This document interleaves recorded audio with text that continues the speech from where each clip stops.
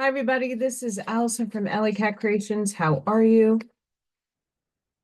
Please like, share, and subscribe to my channel if you have yet to do so. And if you get anything from my work at Connected Dot, an epiphany, a mind explosion, a new book to read, a new author to explore, please consider supporting my work. All the links are at the bottom of this description. YouTube has been jumbling and condensing everything down into small section, so it's a little harder to find. I don't know why it's doing that. I put it in all separated. So bearing that in mind, I have to figure out what to do to get that to undo. Um, Holidays are coming.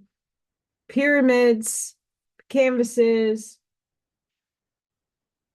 lots of pyramids, different types of pyramids. Check out my website, alleycatcreations211.com. These haven't been uploaded yet. I'm waiting on another couple of pieces to be finished, and then I compile everything together to throw it up. Also working on drawings, so that will be updated as I get to the work. Um, so thank you guys. I will be going live tomorrow. It's a full moon in Taurus. There's a lot going on energetically, and yay. I am off today to my detriment. So I figured I'd wake up, get some Law of One going, and get some work done and possibly relax later on. I am purging a lot of programming. It's not fun.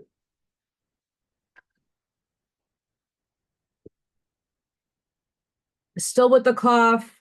It's slowly dying out. And the next two, we're doing session 80, February 27th, 1982, from the Law of One, book 4. This session goes back into the archetypes, which I don't want to skip, but I like to bring what is in terms of what's going on in the here and now in the paradigm for us to understand, to grow higher in consciousness. I might retackle that at another time. And a lot of the concepts in the book I might revisit with context of here and now, continuum, linear space. But this is jam-packed with me talking with a lot of interpretation and perception, so bear with me. The question I was asking about what the devil really is in terms of archetype. And Ra responds to a particular question about the devil archetype, which they do not want to feed much into, but it states, quote, "The nature of the spirit is so infinitely subtle that the fructifying influence of light upon the great darkness of the spirit is very often not as apparent as the darkness itself. The progress chosen by many adepts becomes a confused path as each adept attempts to use the catalyst of the spirit," end quote.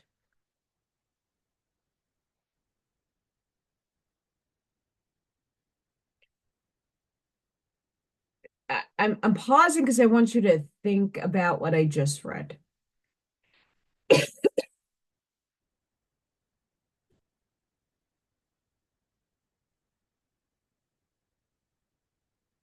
Ra goes on to say, most can't handle the full light of the sun, thus embracing the moonlight, which can deceive, but uncover some hidden mysteries.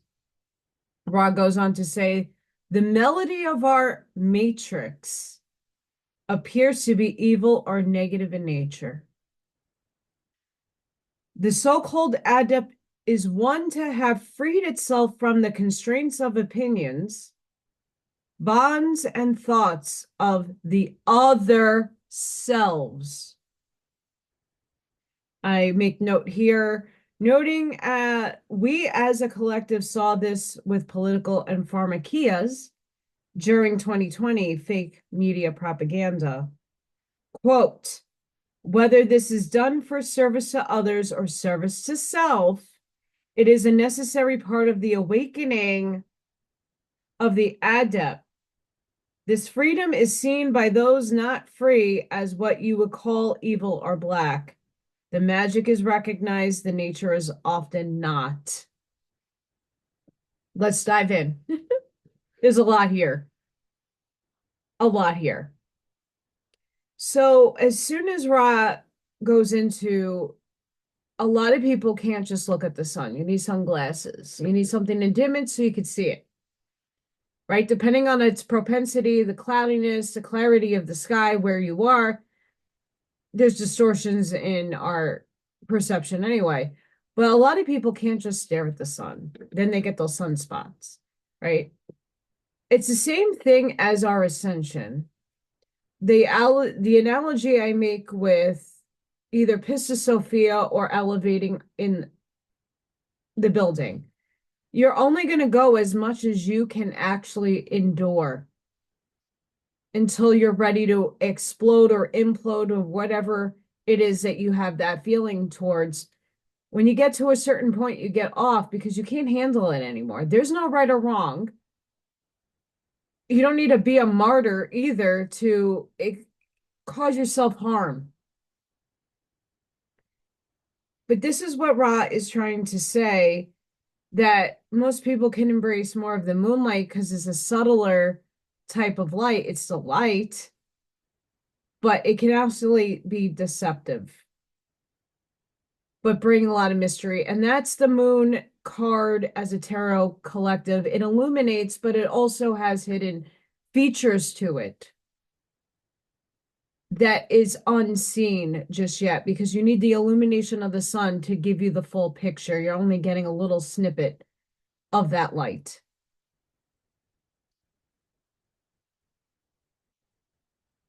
And what it really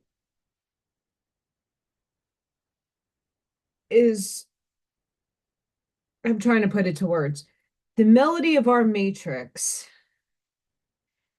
it's the frequency and vibratory state that we find ourselves in third density that also with fourth, there's a lot of negativity. We're purging this on the outside as we are, our thoughts create things, and the negative things in our thoughts are being projected to be purged, to be experienced.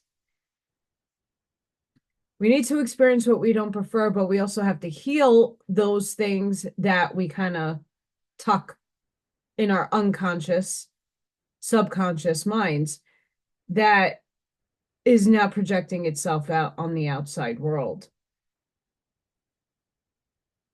We do feel like we're living in a negative construct, and we could very much be doing that for catalytic reasons. We need these things to learn and grow from. If we don't know the darkness, we will not know the light. And the opposite is said of the evil side. Okay. We need to, it's balance. It's all about coming into balance. What a lot of us adepts, Freya is making a mess. Miss Freya.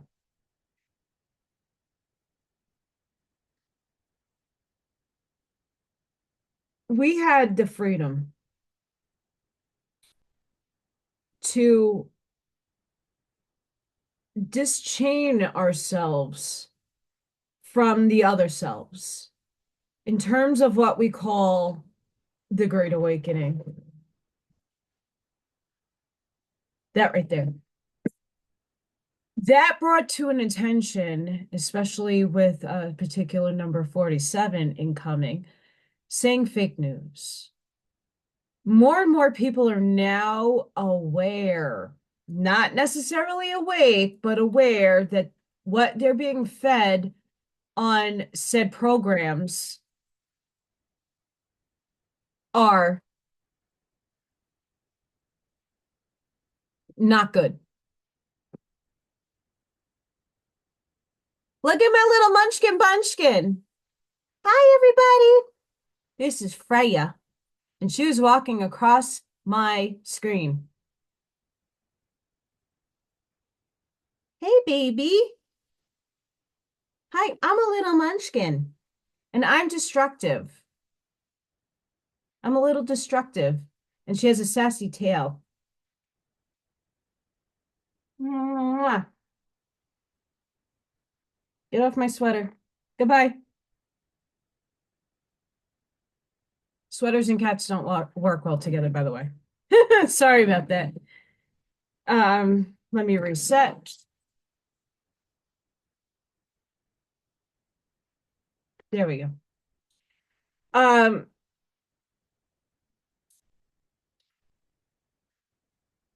we went through a lot with fake news, propaganda, learning about our society as a whole. Who followed the other selves in the March of Doom? Not saying it's doom because everybody perceives differently, but from my perspective, one side really allowed their other selves, the media of the world, of mainstream, to dictate to them how to feel, think, and be subservient to following program. A lot of us decided, get the F out of here. We're not doing that.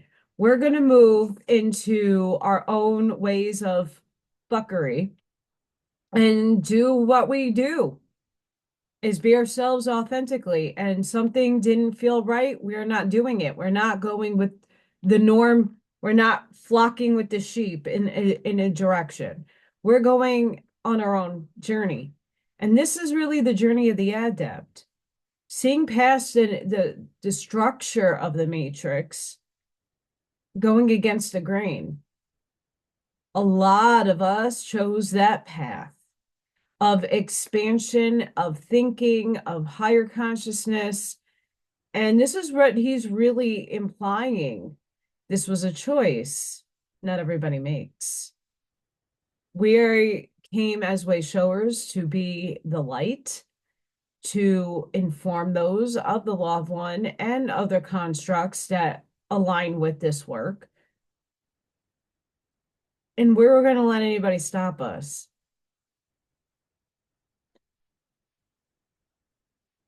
It's a necessary part.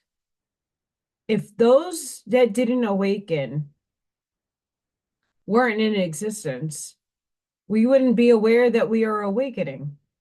We have nothing to contrast ourselves to. We'd be in a perpetual state of a similar cycle of, oh, this is what it always needs to be and how it must be, and there's no opposition to it.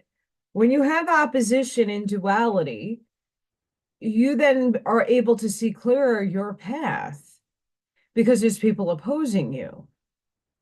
So it gives you a backdrop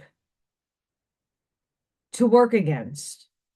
Like, this is not how I want to be. I'm going to be this way. But if you didn't have this, I don't want to do that other side, you wouldn't know how to be because you're just going to flock with everybody else because that's what everybody else is doing, you know?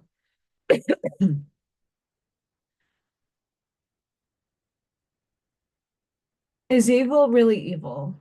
And is light really light? The magic is nature, is the miracle, is the things that we call fanciful, but hasn't tangibly been seen yet. In certain instances, it's starting to telekinesis, telepathy, uh, putting things on fire with your thoughts and Marvel universe. That stuff is not untangible. It's there in certain human beings as examples of what the potentialities are holding for humanity. It's us to raise the frequency to get to those states and use what is innate within your abilities. That's what really I believe magic is the potentialities of your abilities being manifest. Everybody has a different construct to which they want their abilities to come out in tangible material world. Um, and both of this is service to others and service to self. You need these experiences. You need these people around you as they need us to be a model for one side. They're a model for the other. And Rob brings this out bigly. So moving forward, Ra, quote, the adept, whether positive or negative, has the same matrix, end quote. We are in the same matrix as these folks. And it's all service to God, all service to the all that is. So punishing one side or the other, it's take it and break it down as experience. We need to have this experience in order for spiritual soul growth, for God to know itself better. In all tangible circumstances, individuated through all of us. Quote, even the most unhappy of experiences, shall we say, will seem to occur in the catalyst of the adept, seen from the viewpoint of the spirit, may, with the discrimination possible in shadow, be worked with until light equaling the light of brightest noon descends upon the adept. The positive or service to others illumination has occurred. End quote. Ra goes to say that service to self will be satisfied in the shadows, taking a bit of the light of day with a sarcastic approach, preferring darkness.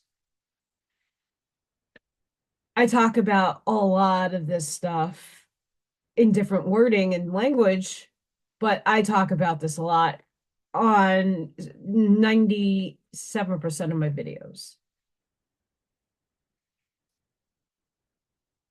It's taken the higher perspective. So your fifth, sixth density self, your higher self, is looking down at your third density self without judgment, trying to help you navigate through this linear time continuum. The catalyst of our everyday occurrences, whether it be like in my situation, um, finding an avenue of material work to sustain me in my third density material world has been very much the biggest crux of a cycle that I still have yet to dispel, is finding energy exchange where I'm not continuously going into rock bottom situations where I can't pay my bills, I can't eat, I can't do much, yet I'm working like a horse and not getting compensated for the work that I'm doing. Um, this is a perpetuating cycle. I am trying to figure out how to solve and end.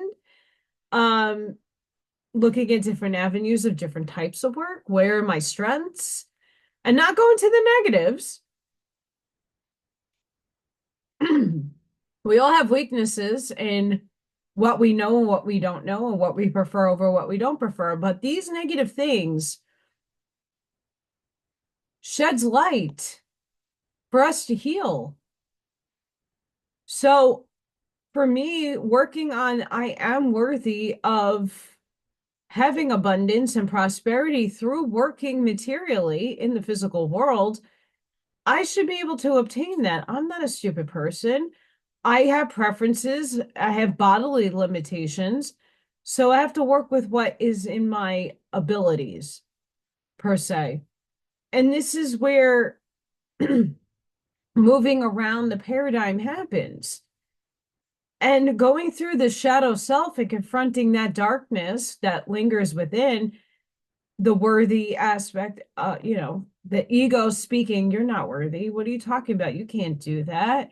You don't have the accreditation for that. You don't have the degree for that. You don't have the X, Y, and Z the material world is leaning on to tell you that's what you need in order to get that position. I mean, that paradigm might slowly go away because we're all choosing that that doesn't work. I'd rather hire somebody if, let's just say, I am a business owner on a bigger scale and I need specific tools and necessities in my work done. I don't necessarily need somebody to have graduated at MIT to develop something that somebody who actually puts things together consistently and has proven their stuff. I can hire them. They don't need a degree to do it. Let's take I'm going to be funny right now, and this is not a sideways comment at all because my father and I was born a redneck. I was born down south in Georgia, and even living over here, people who know how to fix things that just can't afford to go get those accreditations or go to school to become something, but knows how to mechanically work an engine, puts them together. I could say Viking's one of them. I know a bunch of people like this. They can jimmy rig anything to make it work. I'd rather hire that person because they're going to creatively get you out of a bind because their thinking is abstract. Not from somebody that works in a university that's only been taught in the indoctrinated way of this is the one and only way to do something. I'd rather the abstract thinker. They might not get it 100% all the time, but their thinking process is steered outside of all paradigms because they're going to pull from different things. Where somebody who's educated, and not to say I'm educated, I went to school, but I wasn't shown one way to do art piece. I had to develop my art and my own terms. My professors just guided me to think deeper. Oh, if you're looking at that, here's an example. I have a painting. My professor would come up to me and be like, Allison, have you considered the foreground? Have you considered brightening up this avenue of the paint? Have you thought about the viscosity or the texture that a specific texture might bring this and pop this out a little bit further? Just thoughts. But they would go and challenge my thinking of what I'm looking at and give me a different perspective to better my work, not to do, but they didn't show me, well, this is the only way you have to do it because this is the way of school. No. That's why I liked art school. But I'm looking at educators, and this is like the one and only way, and a lot of people are challenging a lot of that right now. That's why there's a million different curriculums and tools of the trade that you could choose from that best suits your children. But that's like us. When we come into a balance of equaling the light, you're going to be able to transform through shadow those experiences that were very negative. You're transmuting, you're alchemizing the catalyst that brought you extreme enduring pain and suffering, which you have to walk through anyway to gain the experience in order to be a service to others. You have to do your shadow work. You have to see the pitfalls of yourself. There's no ways about it. It's painful. It's not an easy task. Shadow work, I've discussed this a lot on my channel. It's extremely difficult for some, but it's a very rewarding thing once you're healed. Because you're not working against yourself anymore. You're using that shadow component to embrace the light. You're using what you healed from as a springboard to move forward. And you're working with your shadow. Instead of being a CUNT in the negative aspect, you could be a CUNT in the sarcastic context and make people laugh. But you're still getting your point across. Like, I'm being a bitch, but I'm being a good bitch. That's what I mean. It's it's interesting. A person that is still in the darkness, that can't see the light, but they're exposed to it, they're gonna just kick back and say, yeah, and be sarcastic, but be in a self-service way. They prefer dark. I prefer dark in many aspects of my life. Doesn't make me a bad person. I just don't project it out. And that does to say a bad person that like I like the color black. I like it. Um, I like being rebellious. I can't get that word out, by the way. I like adventure. I like peeking into the darkness to better know it. Does that mean I partake in it? No. But I'm interested in it. It's curiosity. It's wanting to know and analyze the deeper aspects of why do I think so like gore and like death and destruction. Why does that actually soothe me? I like heavy metal, and a lot of the lyrics I'm like jamming out, and it doesn't bother me, where other people it bothers to an extreme. And these are the things that you need to explore within yourself. Being an adept, evolving, awaking, is knowing thyself and knowing in an analytical way. Why do you think these things?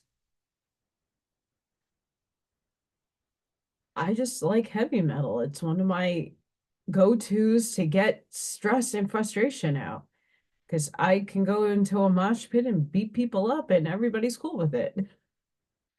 But just break that down to a deeper meaning. You're looking down at yourself from spirit, non-judgmental, looking at something that happened to you in that was probably traumatizing or something that shifted your timelines. And it might be negative, but understanding the bigger lesson in why did you choose to have that happen to you is really where the learning begins. Understanding if that didn't happen to you, where would you be now? You wouldn't have the perseverance and strength to endure harder truths and harder catalysts. Each one of us chooses different things to experience and to heal from. And I think a lot of us are discovering those things now. This is why this session is very important to really take the layer piece by piece and unravel. And I hope that you're doing this in your own journey and experience through this material.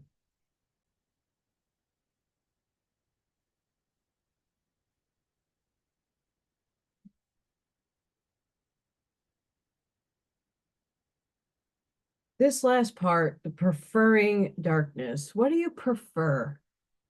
Where are you feeding your energy into? You don't know if you don't have experience, you don't know what to prefer because you haven't had the experience to know either or. This is the work that we are being brought into in the now. It's one old system collapse. It's collapsing before our eyes. This is going to take time, showing us the things that we prefer over what we don't. And we see one side freaking out about the things that they don't prefer, but they haven't tasted if they will even know if they prefer it because it hasn't taken place yet.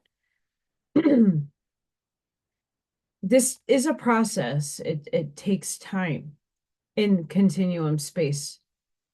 And this is the hardest aspect of going through this awakening is the waiting period of when humanity collectively says, we are done with this.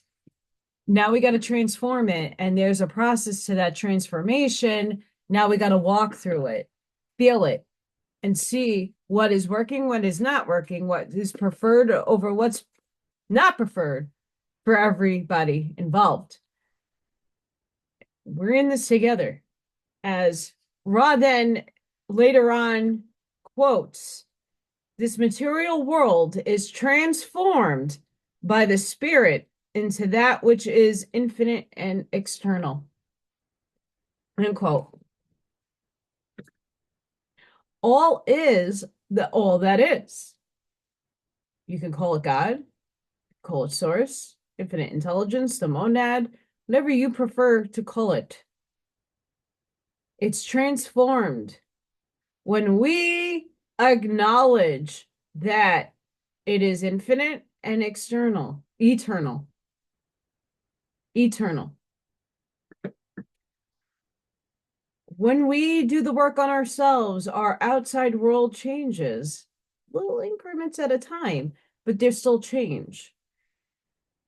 The what we prefers start coming into more of our world and start transmutating the what we don't prefers into what we prefer, giving us better awareness of our worth, our motives, our ethics and morals. Things are going to start changing, not just the little glimpses that we all get to see here and there. It's a state of frequency that we need to raise our awareness to, hold those states of joy, as Bashar would say, which is not easy. Because once again, we're sitting in polarity and duality, and we're going to be for a long time. This isn't just ending right now. There's a slow rollout. And even now, I'll say this tomorrow, but I'm going to say it here because I think it's worth noting. A lot of spiritual people are finally coming to that awareness that it's not going to shift in a snap, that a flash of light isn't going to change the entire paradigm, that you're me, you, and all humanity is just going to this bright new planet, and here we are, and what the fuck are we going to do with it? Like, that's not going to happen. It can't. We have to fix the wrongs. We have to go back and figure out what went wrong in the construct so that we don't repeat those wrongs. And if they repeat, it is because God willed it. But we're here given a chance, a test, to put forward logical, rational thinking with the abstract and bring it into balance. A lot of spiritual people were too quick to like bring it, oh, this is going to happen, this is going to happen, this is going to happen. When, yeah, it's probably happening in another potentiality and another paradigm and another density dimensional space. Sure. It's not that it's not happening. It's just not happening right here in the now, where we're transmitting our frequency. As things are shifting, we're going slowly because a lot of us are now going to another wave of people are going to start making their exits out of here for multiple reasons. They can't either handle the vibration or the rays, or they're going to help out in spirit. I know the medium that I saw that passed away, he's already transcended a lot and he's helping already. And he's not that long past. And he's already upstairs. I hear him once in a while in his voice talking to me, communicating some things, and it's beautiful. He wasn't afraid of death, so his state of going up and knocking out the review and figuring out where he needs to be a service to humanity until he decides when it's time to come back down into the new shift, after the shift happens, maybe. A lot of us might be doing that. There's nothing wrong with it. I see a lot of people still hanging and clinging on to the fear of death paradigm, and we need to stop. Whatever's going to happen will happen, whether it be here, upstairs. I call it upstairs, but it could be any plane of existence that you choose to evolve in. We're all going to evolve eventually on a soul level. And the evolution of the new age that we're creating together, it's going to take time. We're in this in-between stage. We still haven't had the complete fallout and collapse yet. So we need to brace ourselves with this work so that we are prepared mentally, so that our thoughts that create things are not creating what we don't prefer, because that's what's being reflected on our outside world, what we're feeding energy into. We need to feed energy into what will be, so that it's created in the right way and what's preferred over, oh, this chaos is happening, I don't want it. Well, what don't we want? Well, no, I prefer this. So let's go on what we prefer. So we already know what we don't want. Stop feeding it.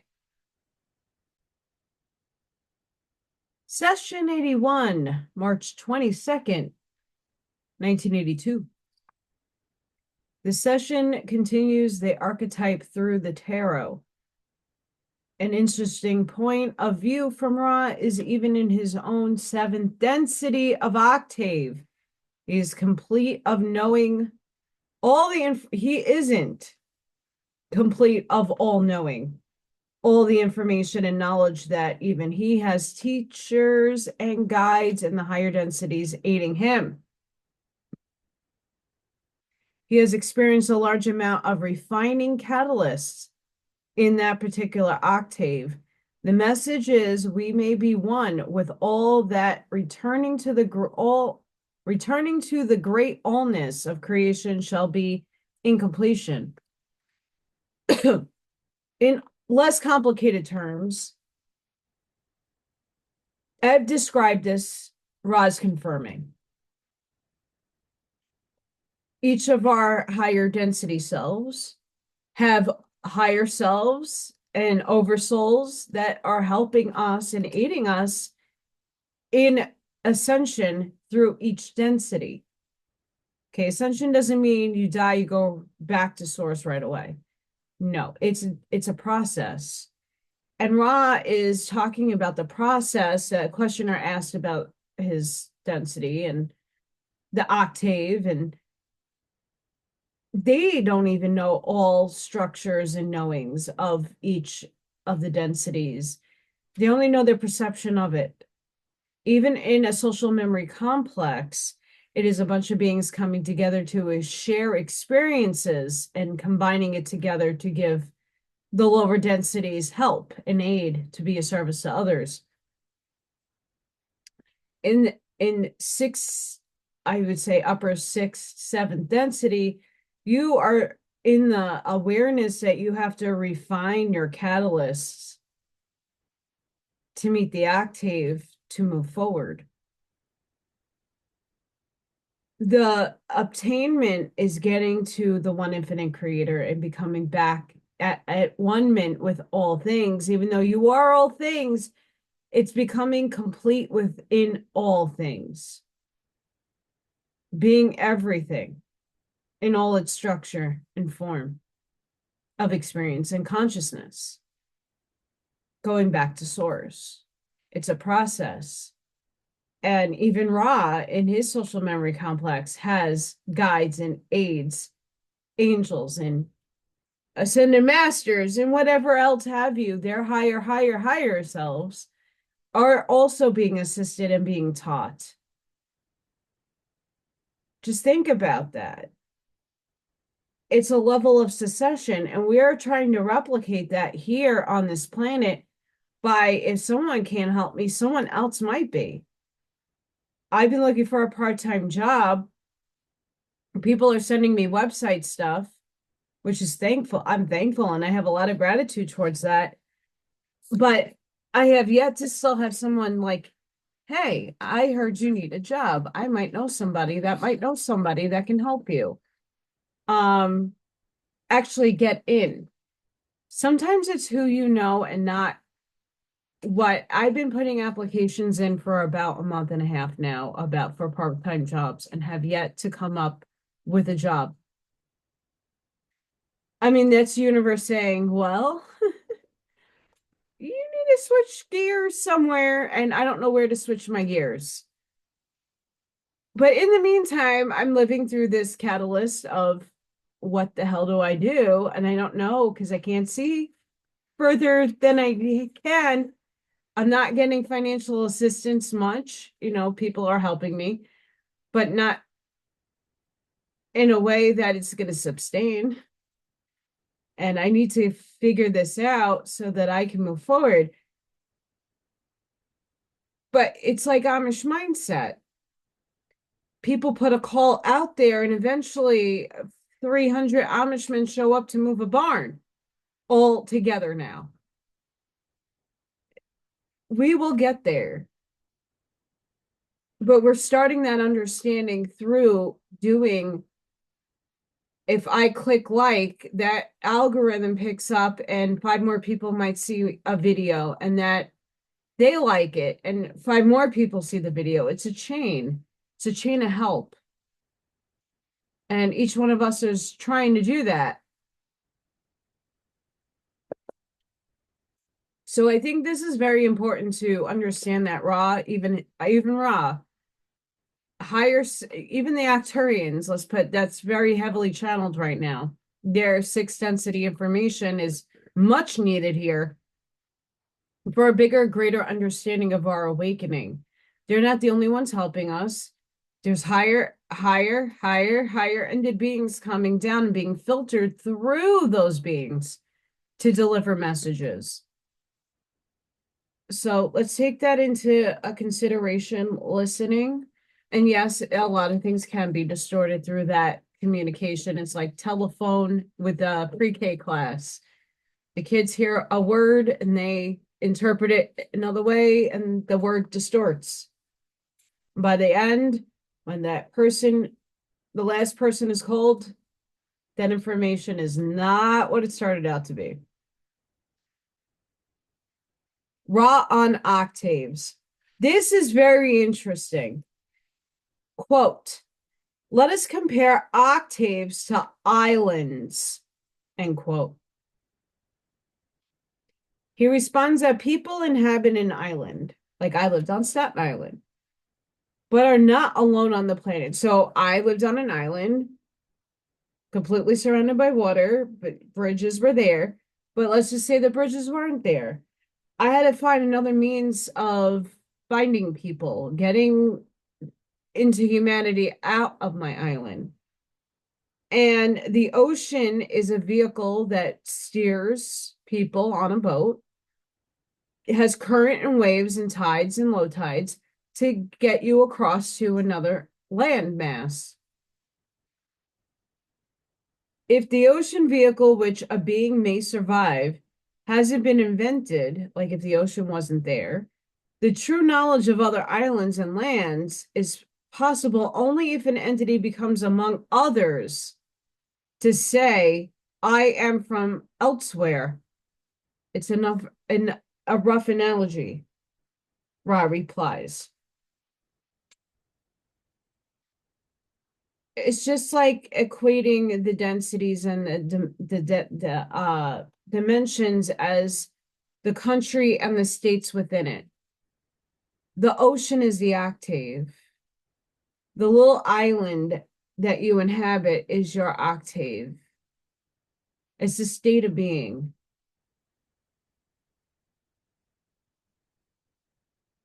We all move, most people move at least once in their lives, maybe not, but you move to different locales, you go on vacation, and you make that estimation, well, I'm from this place.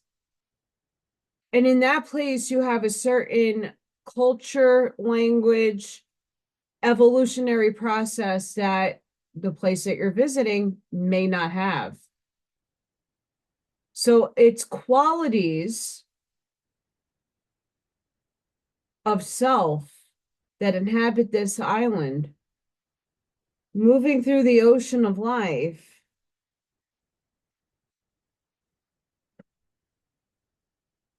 that it is us to say, to see the other selves as, I am here, I have arrived. Hi, I'm from here. That states of frequency and states of awareness. I don't know if that I clarified that because it's hard, but we shall see. The questioner asks Ra about how many galaxies he has traveled. Ra responds in saying that they have opened their hearts in all radiation of love to the eternity of creation. At the time space of this channeling, 90% have some awareness to send and reply in the love frequency. Quote, all of the infinite logi are one in the consciousness of love, end quote. Love equals the infinite all in my assessment.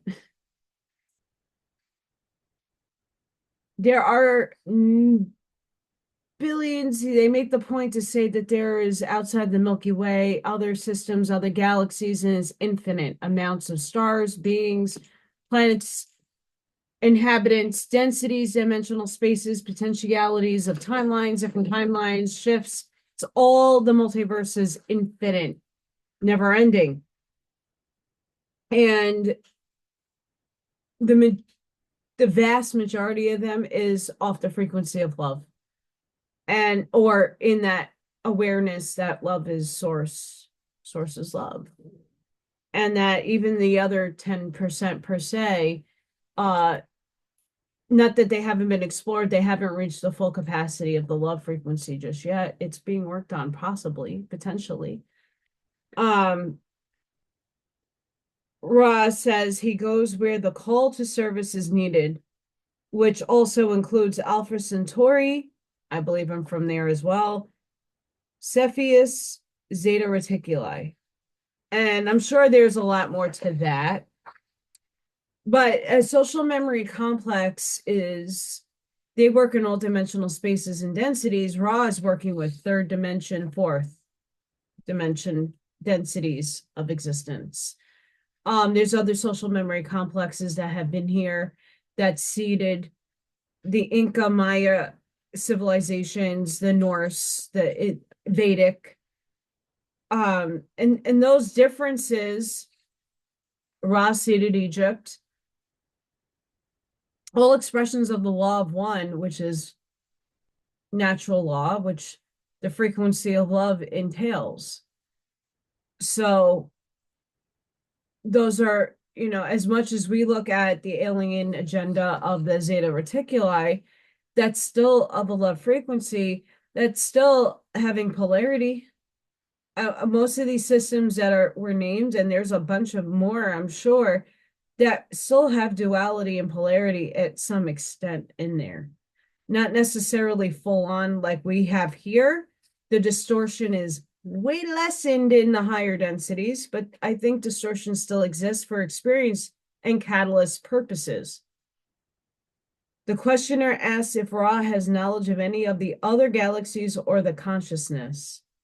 Ra replies, there are wanderers, this is many of us now, that are drawn from other galaxies to specific needs of a single call. He goes on to express the universe is indeed one place and zero restriction on travel. The questioner asks if the wanderers in Ra's social memory complex leaving this linear continuum found dual polarity, and Ra responds correct. Which is why I made that statement earlier. We're not alone. And whether you see outer spaces, what NASA depicts, or it's the lands beyond, it doesn't necessarily make a difference. Each construct is going to have its own set of matrix rules and laws of nature of what we can comprehend on our knowledge base. We are now expanding to a new epoch. We are now motivating ourselves to see differently, be differently, balance the abstract with the logical and rational, because you need to strike that balance in terms of what humanity wants and what doesn't want. As much as we want fanciful unicorns, sparkle farts, and everybody to be prosperous, it's a state of frequency that you need to inhibit to get those things. It's not just being given to you. You got to work for it. It's frequency and dimensional spaces that we need to figure out where we're jumping to. What paradigm do we want for humanity? The law of one, this session, the last two sessions are mind blowing. And I hope you got something out of what I've been saying today. Octaves are a little shaky with me, but makes sense in a bigger scheme. So, sending each and every one of you love, light, compassion, grace, shielding, or protective energy. Please go within.